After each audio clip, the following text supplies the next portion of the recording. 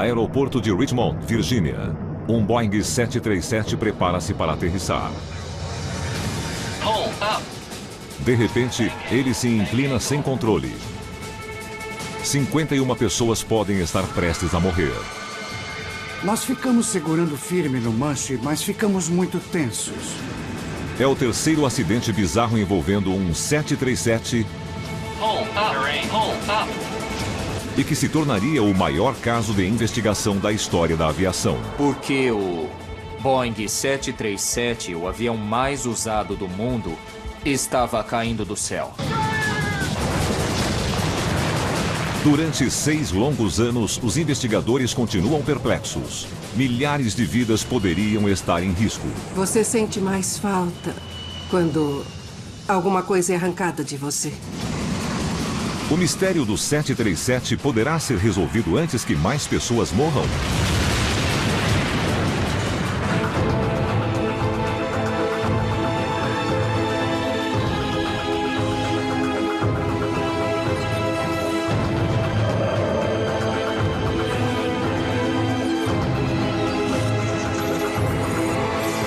Catástrofes aéreas. O mistério do 737.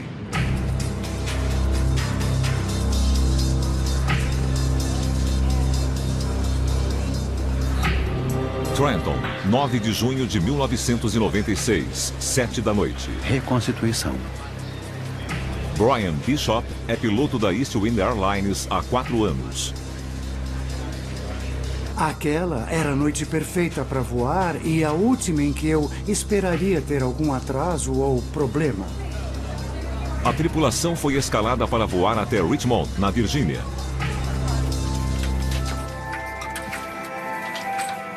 A aeronave é um Boeing 737, o avião mais popular do mundo. É ali, senhor. Voo 157 da Eastwind, decolagem liberada. Obrigado, torre. Voo 517, saindo. Na cabine com o comandante está o copiloto Spencer Griffin.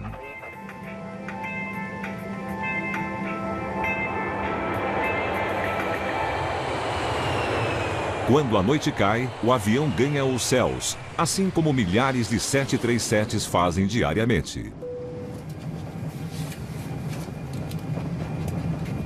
Depois de 87 minutos de voo, a aeronave aproxima-se do destino final, Richmond.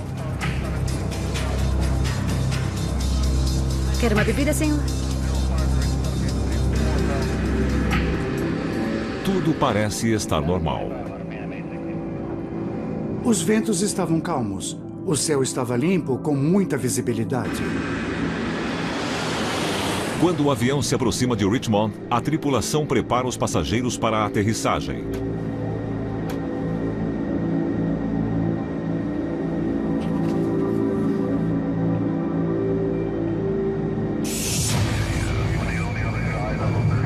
Mas o avião enfrenta uma turbulência. O comandante Bishop pisa no controle do leme para alinhar a aeronave para o pouso. Ele espera que o avião vire levemente para a direita.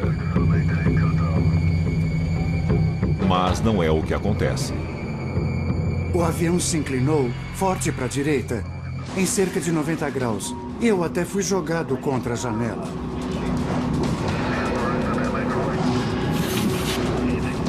O avião vira muito além do que Bishop comandou. Está quase ficando de barriga para cima.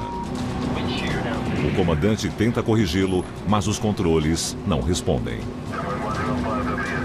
O pedal até se movia, mas estava muito duro e só descia uns 2 centímetros. Eu senti que o pedal travou e praticamente não tinha força para empurrá-lo mais.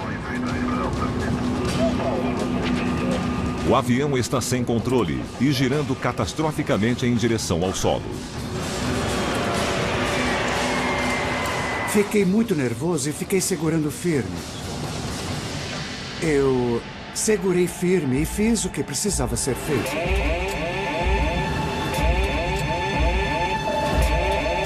Ele luta com os comandos, mas nada do que faz impede que o avião continue girando para a direita.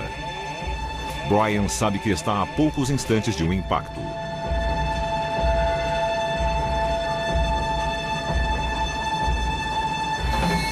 O que ele não sabe é que este problema já ocorreu antes em outro 737.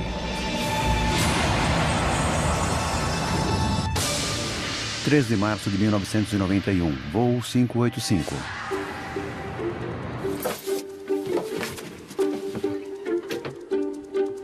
Cinco anos antes, o voo 585 da United Airlines está prestes a decolar para uma rápida viagem de Denver a Colorado Springs. A aeronave é um Boeing 737. Os aviões modernos são comandados por uma dupla. Pelo piloto que comanda e pelo piloto que monitora ou que não voa. E as tarefas são trocadas pelo comandante e pelo copiloto, geralmente a cada trecho viajado. O avião será comandado pela copiloto Tricia Idison. Ela é uma das primeiras mulheres a voar pela United Airlines. Era a primeira viagem do dia. O comandante estava de bom humor e ansioso para chegar em casa. Ele tinha planos para aquela noite e ia tirar férias de 2 semanas.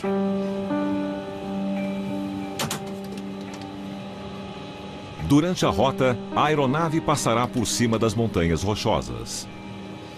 585, liberado para decolagem.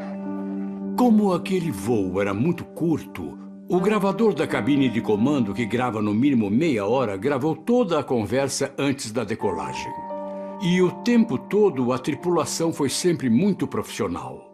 Sabemos que o comandante realizou um teste dos controles de voo, especificamente dos pedais do leme. Ele é obrigado a testar se os pedais estão funcionando bem, e ele testou. Está no gravador da cabine. Terrenos montanhosos costumam criar turbulência no ar. Os 25 passageiros a bordo já esperam alguma trepidação na viagem. Senhoras e senhores, se voam sempre por essa rota, sabem que podemos pegar um pouco de turbulência, mesmo com tempo bom como hoje. Na cabine de comando, o clima é descontraído. Nada é estranho para o comandante.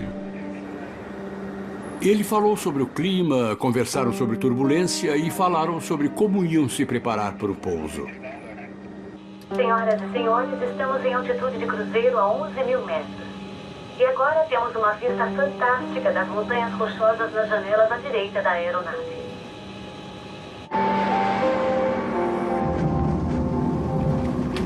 Depois de apenas 20 minutos, o Boeing 737 inicia a aproximação final.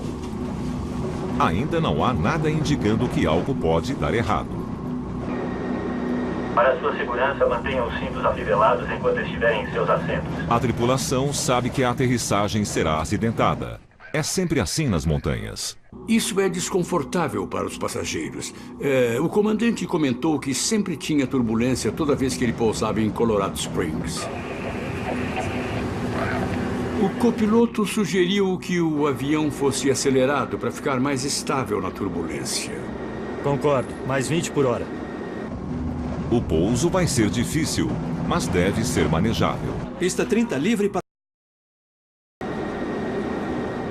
Quando se aproximaram da pista, viram que estava ventando. A velocidade do avião aumentava e diminuía. A altitude também variava por causa dos ventos, e eles tentaram ajustar.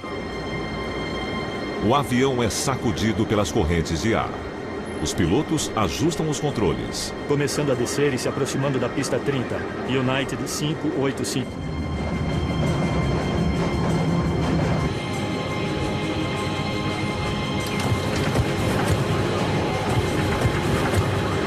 O comandante estava pensando se ia ou não pousar em segurança. Ele achava que estavam muito perto das montanhas e que estava ventando muito. Estavam a menos de 3 quilômetros do início da pista. Acho que vamos ter problemas para pousar. O avião balança tanto que existe o risco de os pilotos perderem a aproximação da pista. O procedimento normal seria dar a volta e alinhar o avião novamente. Não estava dando certo e eles resolveram abortar a aproximação. Queriam dar a volta para alinhar de novo. Estamos a 300 metros. Mas eles não têm esta oportunidade.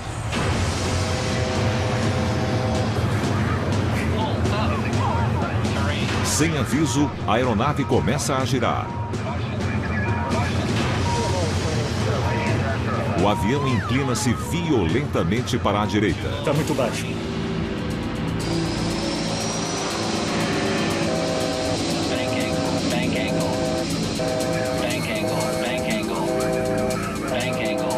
Os pilotos tentam corrigir a aeronave, mas assim como no voo 517, os controles não respondem.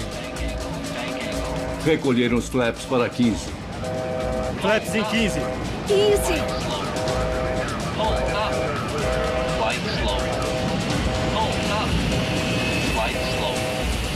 Começaram a aumentar a potência e recolher os flaps.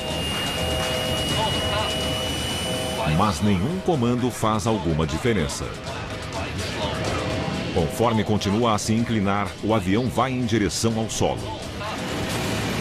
Eles não tiveram muito tempo, só 6 segundos, antes de o avião bater no chão.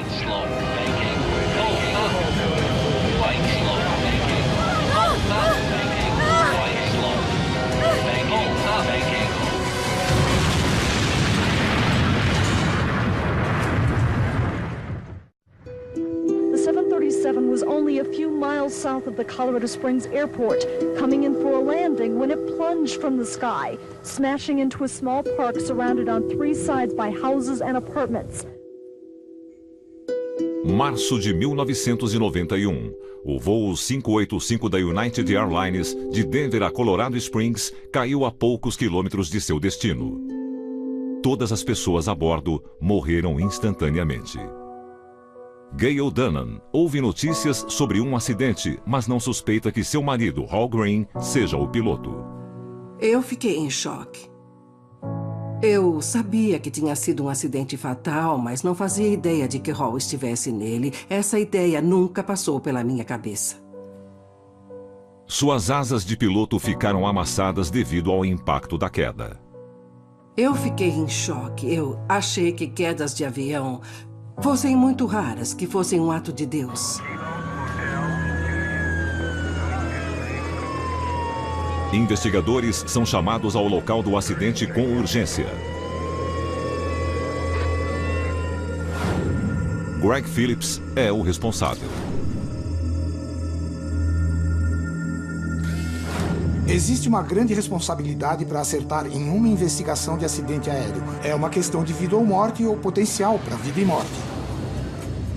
A esta altura, ele sabe apenas que o avião era um Boeing 737, a aeronave mais usada no mundo. Se um avião tão popular tem uma falha, é ainda mais crucial que a investigação acerte de primeira. Um dos maiores medos que temos como investigadores de acidentes aéreos é que a investigação pela qual somos responsáveis encontre um erro, que os fabricantes consertem, que a agência de aviação mande consertar. Mas que esse não tenha sido o problema. Não há melhora nenhuma na segurança se mandarmos consertar uma coisa que não estava quebrada. A pior coisa é a peça defeituosa continuar com defeito e não descobrirmos o que causou o acidente e o que precisa ser reparado. E a maioria dos acidentes é muito complexa. Normalmente eles são uma série de eventos que acontecem em um certo momento e fazem as coisas darem errado. Quando a equipe examina os dados, um tema parece se destacar: a turbulência do vento. Quando há muito vento, como aconteceu naquele dia em Colorado Springs, quando o United 585 se aproximou da pista, há muita turbulência.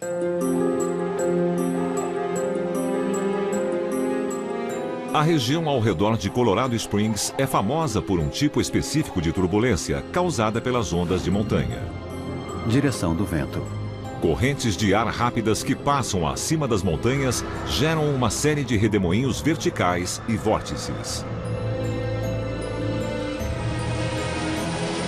Eles podem ser fortes o bastante para virar um avião pequeno, mas seriam suficientes para virar um 737? Quando se aproximaram da pista, eles pegaram uma rajada de vento. Somente isso não explicaria o desastre. Os pilotos são treinados para lidar com este tipo de turbulência. Tem que haver algo mais.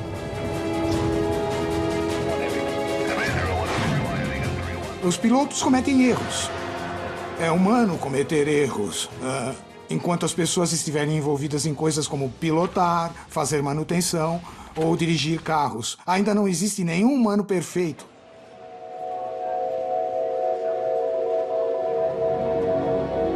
Mas depois de uma investigação com quase 2 anos de duração, a equipe de Philip conclui que nem a turbulência do vento e nem um erro humano explicam o acidente. A queda do voo 585 continua um mistério. There is no obvious fault that caused the airplane to behave in the manner it did. We really have a mysterious anomaly.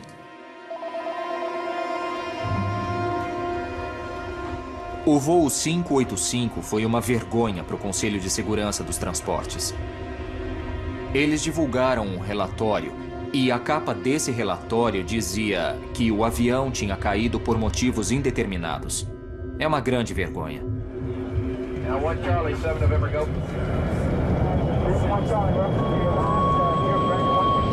Durante os anos seguintes, o Boeing 737 continuou sendo a aeronave mais popular do mundo.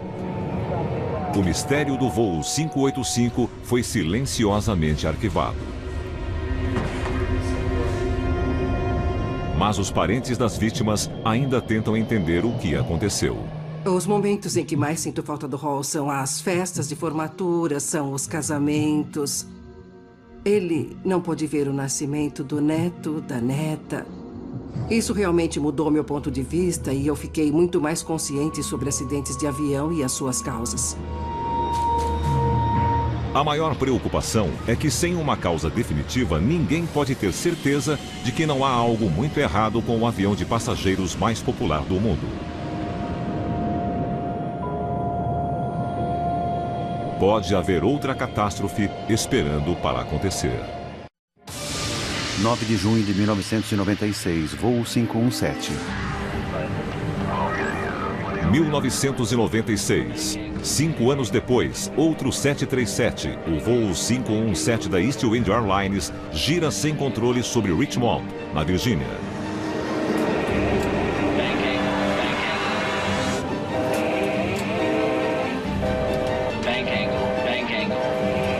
Assim como o voo 585, o avião inclina-se acentuadamente para a direita.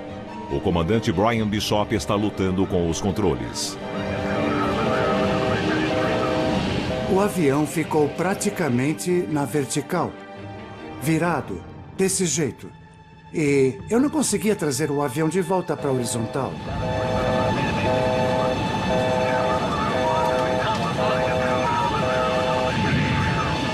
Bishop e o copiloto Spencer Griffin conseguem estabilizar a aeronave, mas ainda não conseguem pilotá-la. Eu consegui desvirar o avião, mas não estava conseguindo controlá-lo.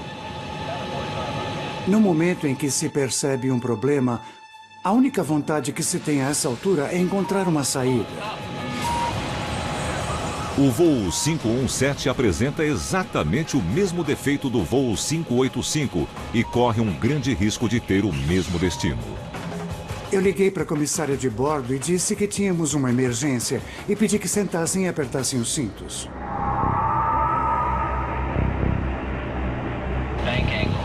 E então, tão inesperadamente quanto travaram, os controles do leme destravam.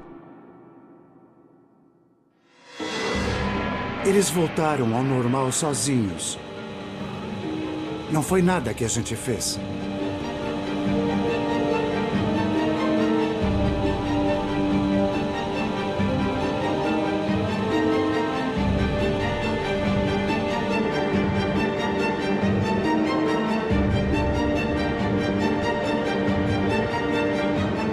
E enquanto Bishop tenta compreender a situação, o controle trava novamente. O avião fez aquilo de novo, do nada. Naquela hora a gente estava lutando para continuar voando. Coloquei mais potência no motor, mas não consegui virar o avião. A gente não tinha certeza se ia conseguir chegar ao aeroporto. Bishop conversa com seu copiloto, Spencer Griffin. Ele olhou para mim e perguntou: "Você consegue controlar o avião?" Eu disse: "Spencer, acho que não."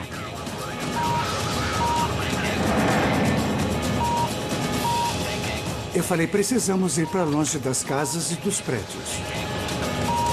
Enquanto o avião inclina-se sobre Richmond, os pilotos veem a cidade abaixo. Era noite e dava para ver as luzes. E ele, muito calmo, para minha surpresa, falou: "Ei, olha, aquele lugar está bom."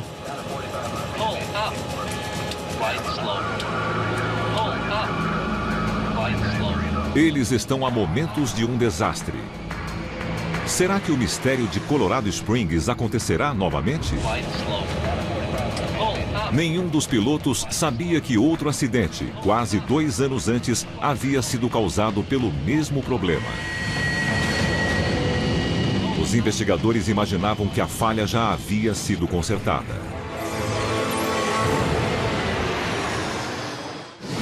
8 de setembro de 1994, voo 427. –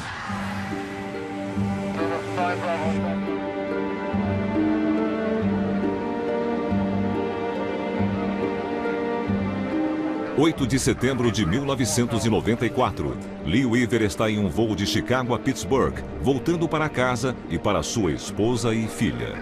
Meu pai voava muito, ele viajou o mundo todo. Seria mais fácil dizer os lugares para onde ele não foi.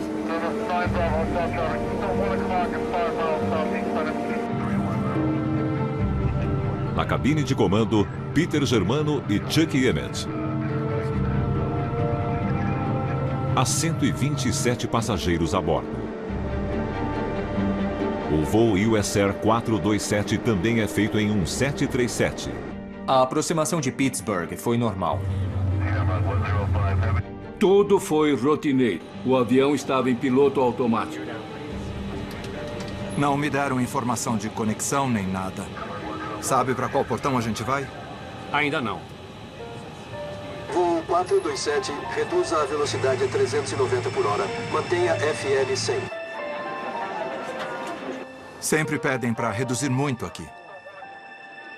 Conforme o avião se aproxima de Pittsburgh, a torre de controle aéreo pede para que ele se junte a uma fila que aguarda para pousar.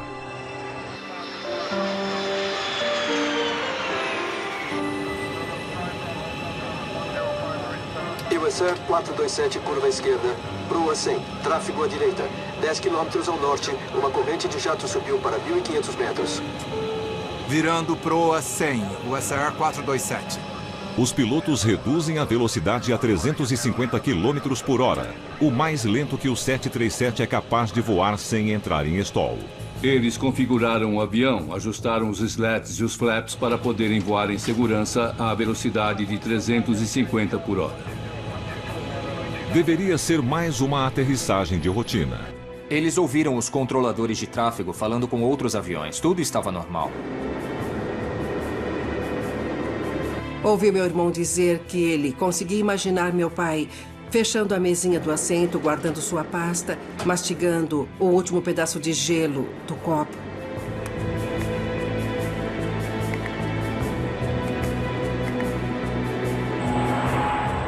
Quando o voo 427 junta-se à fila, entra em uma esteira de turbulência causada pelo avião à frente.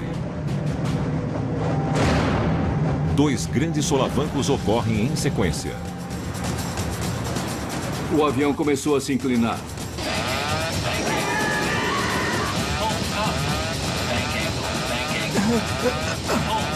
O copiloto Emmett tentou impedir. Mas os controles não respondem. E o avião continuou a virar para a esquerda. Alguma coisa estava errada. O que era? O comandante falou segura. Oh, segura! Segura. Segura. Segura! De repente, o sistema que vibra o manche desligou. O voo 427 começa a cair. Eu não sei o que está acontecendo.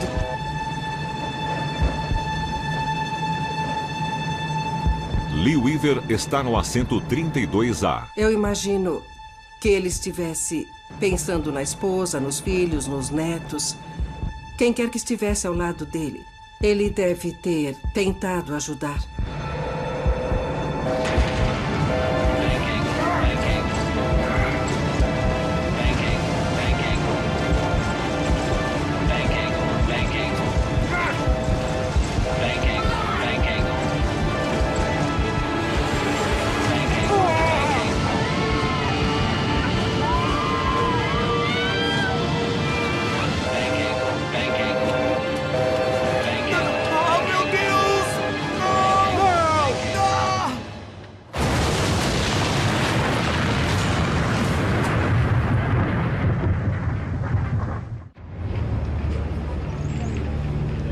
O voo 427 choca-se contra o solo a 480 km por hora, bem longe da pista de pouso. There are an estimated 135 casualties. That there are No survivors. No survivors, that's right. How bad is it up there? What have they said? I don't know. That's bad. I don't know if it can be any worse than that. O investigador de acidentes aéreos Malcolm Brenner é convocado. Ele logo começa a enxergar semelhanças com acidentes anteriores.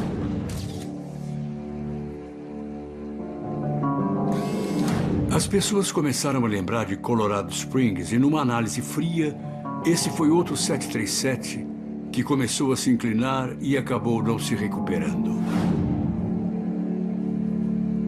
Brenner recebe a ajuda de outros 2 investigadores. Greg Phillips, responsável pela apuração do acidente de Colorado Springs, e John Cox, um membro-chave da equipe de Greg. Quando cheguei ao local, estava escuro. Eu via um brilho laranja à distância. E quando olhei ao redor, percebi que tinha sobrado pouca coisa do avião. Eu vi restos dos corpos dos passageiros nas árvores. Comecei a andar num terreno mole e percebi que estava cheio de combustível. Era uma combinação de coisas muito ruins. Ninguém podia sobreviver àquilo. O avião bateu com muita força. A prioridade são os gravadores de dados do voo. A primeira tarefa da equipe é traçar um paralelo entre este acidente e o desastre de Colorado Springs. Os eventos nos aviões e as próprias aeronaves eram muito similares. Parecia existir uma ligação entre os 2 casos. Os investigadores precisam saber se a ligação aparente é real. E resolvem criar animações dos últimos momentos das 2 aeronaves. Em seguida, as executam lado a lado. O resultado é surpreendente. Os últimos momentos não são apenas similares, são idênticos. Realmente pensamos que tínhamos encontrado algo que teria afetado o S-427 e o United 585. Repentinamente, a investigação ganha mais urgência. Há mais de 1.000 737s voando regularmente.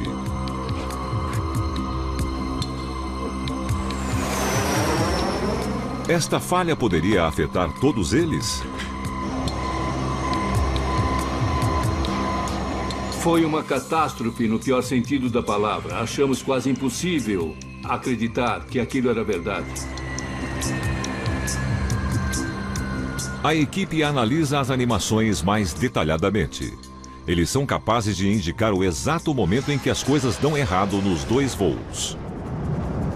Primeiro, os aviões entram em uma turbulência. Em seguida, giram sem controle. Algo misterioso que os pilotos não foram capazes de detectar e combater deu errado. Eu sabia que íamos precisar de todo mundo que pudesse ajudar, de investigadores treinados, e teria que ser imediatamente. Há uma fonte de evidências nova e importante para avaliar na queda do voo 427. Desde o acidente de Colorado Springs, 3 anos antes, os gravadores de dados haviam ficado mais sofisticados.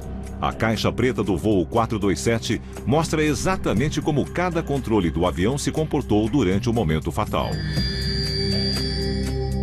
Um registro em especial chama a atenção para o leme do voo 427, que estava emperrado à direita no ponto mais extremo possível. Isso faria a aeronave virar e girar loucamente. Para corrigir o problema, o piloto teria que pisar no pedal na direção oposta. Mas isso parece não ter acontecido. Por quê?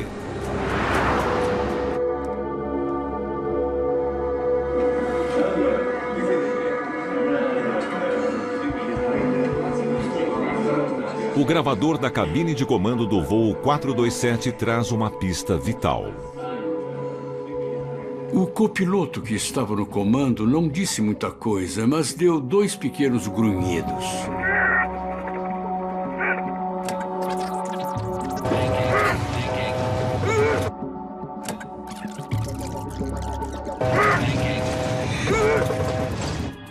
grunhidos são incomuns num gravador de voz. Os controles são projetados para que ninguém precise brigar com eles. Os grunhidos acabaram sendo a maior evidência que encontramos. Brenner sincroniza os dados para descobrir como a aeronave estava agindo no momento dos grunhidos. Eles aparecem no exato momento em que o leme vira.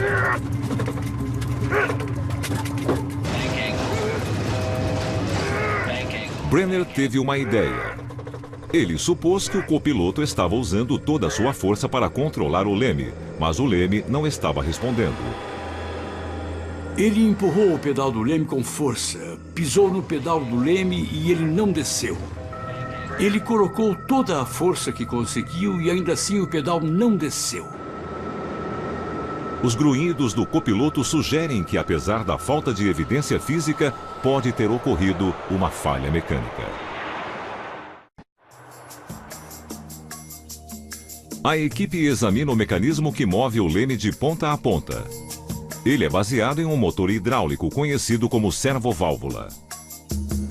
O fluido hidráulico entra e essa válvula vai para frente e para trás, com base nos comandos dos pedais do leme. Se a servoválvula falhar, o leme pode ficar emperrado. Os investigadores testam um sistema idêntico em todas as condições imagináveis. Mas ele não emperra, nem funciona mal. Foi frustrante porque nenhuma causa era descoberta. Tudo parecia ser padrão. O sistema do leme parecia estar funcionando normalmente. Eles têm uma teoria para o acidente, mas nenhuma prova sólida.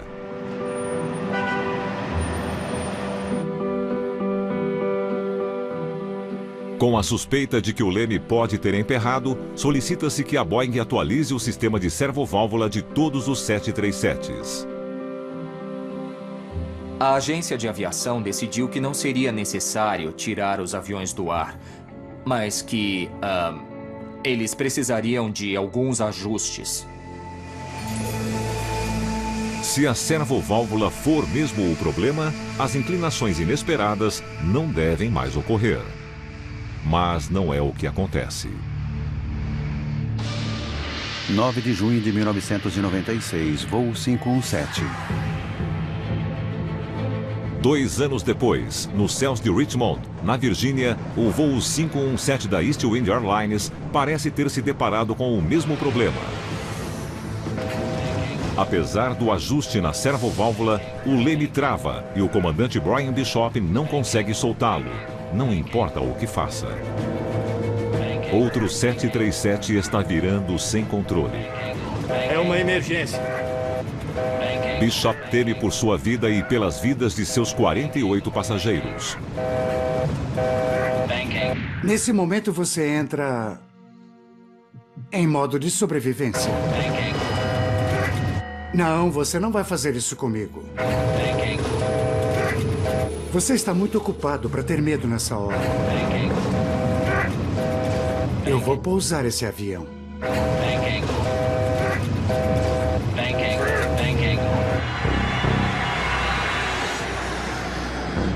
Então os controles repentinamente destravam mais uma vez. A aeronave fica nivelada. É a segunda vez que os controles do leme travam e destravam em poucos segundos. Bom, mas eu não fiquei aliviado, não. Não tive tempo para analisar a situação e tentar achar uma saída.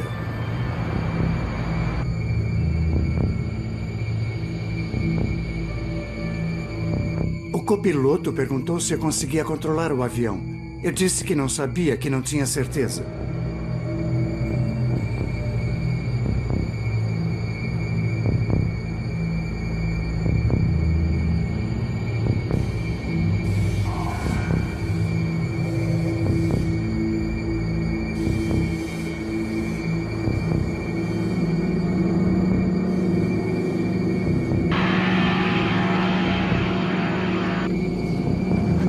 Minutos depois, o voo 517 aterrissa em segurança em Richmond, na Virgínia.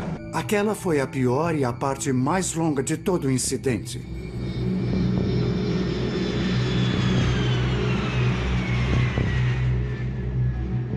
O voo escapou por muito pouco. Imediatamente soa um alarme na indústria da aviação. Depois dos acidentes fatais de 1991 e 1994, os investigadores acreditavam ter identificado e resolvido o problema do 737. Mas eles estavam errados. O 737 volta a ser considerado perigoso.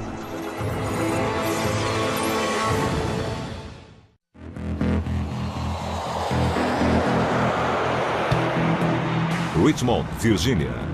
O voo 517 que partiu de Trenton escapou por pouco de um acidente. 2 vezes, enquanto o avião descia, os controles do leme travaram e a aeronave inclinou-se para a direita. A investigação do motivo da pane começa imediatamente. Na manhã seguinte, eu recebi uma ligação do Conselho Nacional de Segurança dos Transportes que me chocou. Eu não estava pronto para aquilo. Mas eu entendi, conversando com o Conselho, que eles estavam relacionando essa pane aos acidentes da United e da US Air. Aí eu vi que era muito importante. Para os investigadores, parece se tratar de uma boa oportunidade para descobrir o que há de errado. Assim que o voo 517 terminou e o avião pousou em Richmond, tínhamos a tripulação, tínhamos a unidade de controle do leme para testar e as informações do gravador de dados. Era o evento que nós procurávamos há vários anos. O pouso de emergência do voo 517 levanta uma questão. Por que a aeronave se salvou enquanto as outras não conseguiram? Havia uma diferença crucial: velocidade. Tanto no voo de Colorado Springs quanto no de Pittsburgh, a torre solicitou que os pilotos reduzissem a velocidade para pousar. Sempre pedem para reduzir muito aqui. Foi então que as aeronaves começaram a virar sem controle. No caso do leme, ele controla a guinada à direita e à esquerda. Esse movimento afeta a asa e gera a inclinação como efeito secundário. No caso do US Air 427, o leme travou no limite e o avião se inclinou. Mas seria normal que o controle de rolamento, os ailerons e os spoilers fossem capazes de corrigir o erro para poder nivelar a asa. E era nisso que os pilotos, todos os pilotos de 737 acreditavam naquela época, incluindo eu mesmo. Mas à velocidade de 350 km por hora, os flaps da asa não têm efeito. O US Air 427 estava voando, como descobriram depois, na configuração mais vulnerável possível de velocidade e posição do flap. 350 por hora e flap 1. A 350 por hora, o leme no limite deixaria o avião sem controle.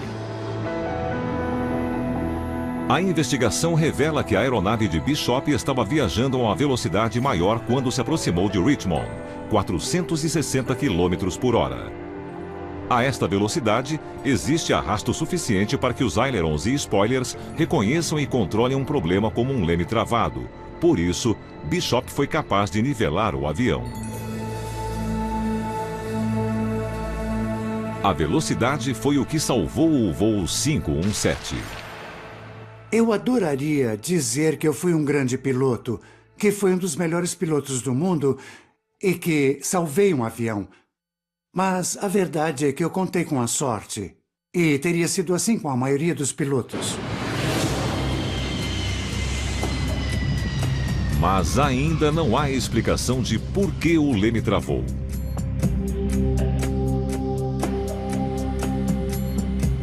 Durante vários anos, os investigadores não tiveram sucesso. Nada do que fizessem parecia reproduzir a falha mecânica. O mistério da servoválvula do 737 transformou-se em uma das investigações mais longas da história dos acidentes aéreos dos Estados Unidos. Até que, após milhares de testes, eles tentam algo novo: e simulam o que aconteceria com a servoválvula se ela passasse por extremos de calor e frio. Nós super-resfriamos a unidade de controle do leme e depois nós inserimos um fluido bem quente nela. Fizemos isso com base no fato de que quando o avião voa, a unidade é resfriada. E se houver um superaquecimento em um sistema hidráulico, algum fluido quente pode vazar. Eles simulam o leme movendo-se de lado a lado. E estavam ouvindo um clique e um ruído. Clique e ruído. Era o barulho da válvula na simulação, indo para a esquerda e para a direita. Clique, ruído. Clique. Finalmente, algo acontece. E aí ela congelou e travou. Era o que eles não foram capazes de encontrar por 3 anos. Os testes revelam que, em condições bastante incomuns, quando um fluido hidráulico quente entra em contato com o metal frio da servoválvula, esta servoválvula que controla o leme trava. Depois, quando as condições mudam, ela destrava. Foi meio sem explicação, porque quando o leme travou, não houve necessariamente um barulho ou qualquer outra coisa no metal que indicasse o que aconteceu. Da mesma forma, não havia evidência de uma contaminação grave no fluido hidráulico. Os investigadores encontram uma falha mecânica que não deixa rastros. Era a revelação que eles estavam procurando. A descoberta foi que ficamos sabendo que um travamento pode acontecer e não deixar marcas. Esse foi um caso não resolvido por anos e realmente foi o maior mistério da aviação.